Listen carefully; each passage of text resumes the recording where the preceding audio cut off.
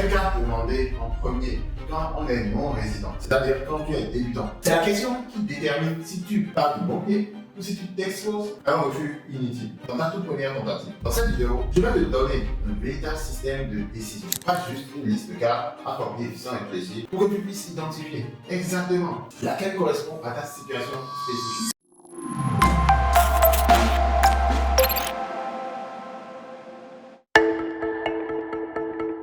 Avant même de penser aux avantages d'une carte, le cashback, les miles, le prestige de la marque, le critère numéro 1 pour une première carte doit être l'accessibilité réelle à un profil sans historique américain. Qu'est-ce que je veux dire par là? Une carte magnifique sur le papier, avec des avantages exceptionnels, mais totalement inaccessibles à ton profil de débutant, ne sert strictement à rien. D'accord? Si elle se solde par un refus.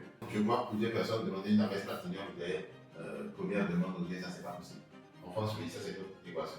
Ce refus, en plus de te faire perdre du temps, laisse une trace dans ton dossier de crédit qui peut compliquer tes démarches suivantes. Donc, c'est pour cette raison que je veux que tu raisonnes différemment. Différemment de la plupart des gens qui regardent uniquement les avantages affichés sur le site de la banque. D'accord? Sans se demander si leur profil actuel a une chance réelle d'être accepté. La carte sécurisée est souvent le point d'entrée le plus fiable pour un profil totalement débutant. Le principe, il est simple.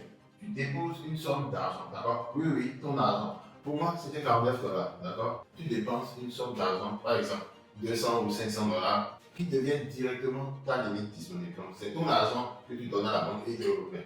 Tu utilises ensuite cette carte normalement pour les dépenses du quotidien et tu rembourses à temps chaque mois. Ce comportement, d'accord, de remboursement est rapporté aux agences de crédit américaines exactement comme s'il s'agissait d'une carte de crédit classique. Ce qui te permet de commencer à construire ton historique. L'avantage majeur de cette approche, c'est que l'acceptation est quasiment garantie. C'est ton argent quoi. Tu dis d'abord que tu ne prends aucun risque, d'accord? Donc peu importe ton absence totale d'historique américain antérieur, puisque la banque ne prend en réalité aucun risque financier, elle détient déjà la somme que tu as déposée en garantie. L'inconvénient, c'est que ce processus est plus lent qu'une carte classique et que ta limite reste plafonnée au montant de ton dépôt initial. Du moins, jusqu'à ce que tu démontres suffisamment l'historique positif pour obtenir une augmentation pour faire évoluer cette carte vers un produit non sécurisé. Donc, moi, ma première carte, par exemple, c'est une carte sécurisée véritablement. Certains émetteurs, donc Capital One en particulier, proposent des cartes spécifiquement pensées pour les profils sans historique de crédit américain établi, sans nécessité de dépôt, de garantie. Donc pour les cartes sécurisées, ces cartes ont généralement des limites plus modestes au départ, souvent entre 300 et 1000 $ selon le profil présenté.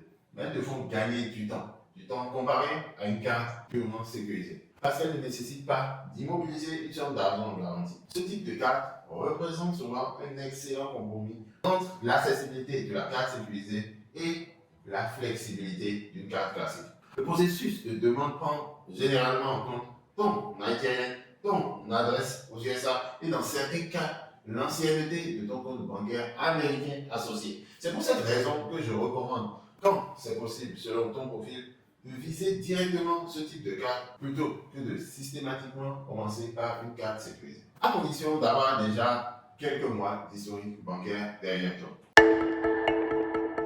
Évite absolument de viser directement une carte premium du type American Express Platinum ou la Chase Sapphire Reserve comme toute première carte. Ces cartes haut de gamme demandent un profil déjà établi avec un historique de crédit solide et souvent des revenus élevés. Une demande prématurée pour ce type de carte se solde presque systématiquement par un refus. Et ce refus, en plus d'être frustrant, pénalise aussi ton dossier en y inscrivant une vérification de crédit qui n'aboutit à rien de positif. Je vois régulièrement des débutants attirés par le prestige et les avantages de ces types de cartes premium tenter leur chance directement sans comprendre que cette démarche est presque vouée à l'échec. Sans la préparation préalable nécessaire, la patience à ce stade n'est pas une option secondaire. C'est littéralement ce qui détermine si tu construis ton profil effectivement ou si tu t'épuises en tentative infructueuse.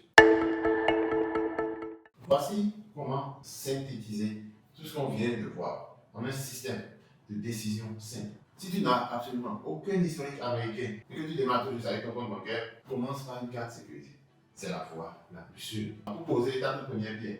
Si tu as déjà un compte bancaire américain actif depuis au moins 3 à 4 mois, avec des mouvements cohérents et réguliers, une carte non sécurisée pensée pour les non-résidents, comme certaines options de Capital One, peut directement convenir et devra gagner plusieurs mois de progression comparé à la carte sécurisée. D'accord? Dans les deux cas, c'est le point le plus important de toute cette vidéo. Stabiliser cette première carte pendant au moins 6 mois avant même d'envisager la demande suivante. Cette stabilisation signifie utilisation régulière mais modérée, remboursement intégral et ponctuel chaque mois. Un taux d'utilisation maintenu sous le seuil de 30%. Récapitulons ce système de décision.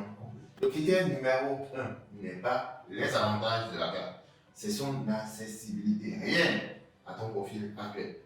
Deux options principales pour démarrer. Oui, c'est le moment de prendre des notes. Non, je t'attends, mais pause, pas une feuille un stylo. La carte sécurisée, accessible, quasiment garantie, mais plus lente, ou la carte non sécurisée ou non résident, plus rapide, mais demandant déjà un minimum d'historique bancaire.